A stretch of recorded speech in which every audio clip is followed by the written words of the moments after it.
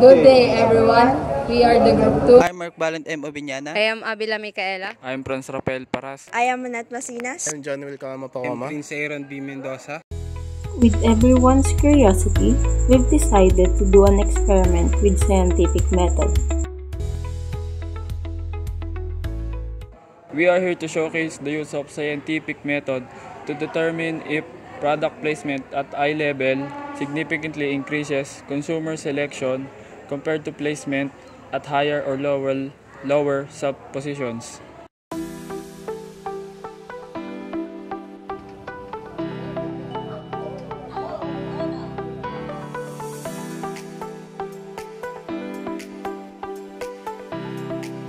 We have had noticed that most of us are more likely to choose an item if it is placed at eye level when purchasing an item.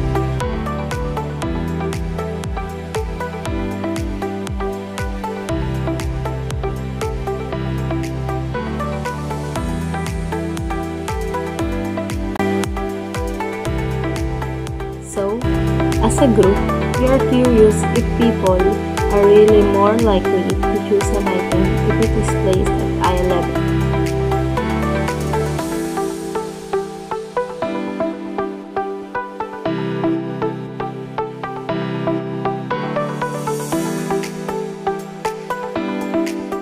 Hello, I'm Mark Valent M. Obiñana. In this case, our hypothesis is that people are more likely to choose an item if it's placed at eye level.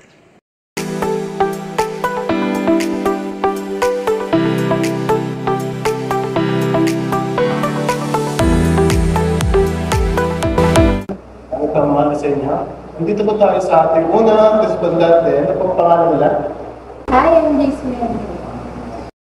We are here with our second respondent. Ano pong name nila? Ako po si Jade Caballero Sacido. Narito naman po tayo sa ating ikatlong respondante. Ano pong pangalan nila? Hello, my name is Monge AJB. Dito po, meron po tayo tatlong item. Bawat isa ay naglalaman na papel. After mo po makita lahat ng item, Pipili ka ng isang mas convenient base sa questionnaire. In here, we gave them a situation where item number 1 is placed at the lowest shelf position, while item number 2 is at the top shelf position, and the item number 3 is at the eye level position.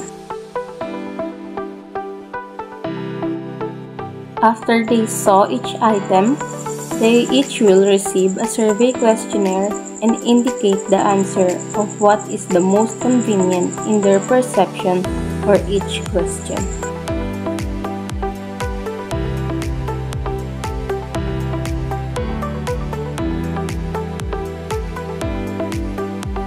And with just that, our data gathering is now completed.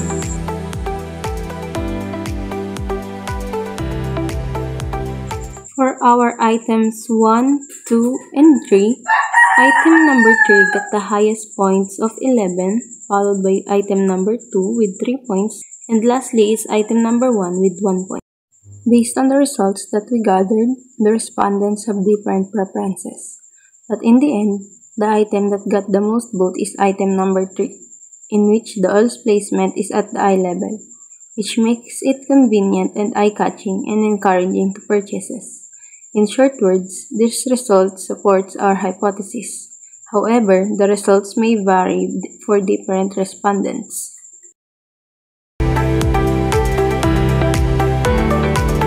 Our findings confirm a powerful truth. The results overwhelmingly support the hypothesis, demonstrating the eye level placement significantly increases the likelihood of an item being chosen. These powerful findings highlights the crucial role of strategic product placement in influencing purchasing decisions. That's all, and thank you for joining us with this journey.